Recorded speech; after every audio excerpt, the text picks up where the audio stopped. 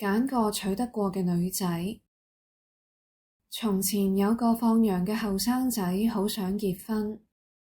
佢識得三姊妹，因為佢哋三個一樣咁靚，所以佢覺得好難揀。佢決定唔到揀邊個好啲，就去問阿媽嘅意見。佢阿媽同佢講，請晒佢哋三個過嚟，攞啲芝士招待佢哋，睇下佢哋點切啲芝士食。個後生仔聽阿媽講，請晒三姊妹嚟，睇下佢哋會點切啲芝士。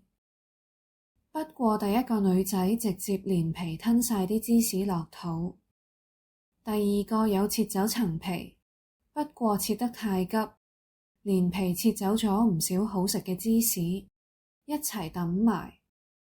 第三個切皮切得好小心，冇切多，冇切少，切得啱啱好。放羊嘅男仔講晒個情況俾阿媽聽，阿媽就話：你同第三個結婚啦。佢就同嗰個女仔結咗婚，兩個人一齊幸福又美滿咁生活落去。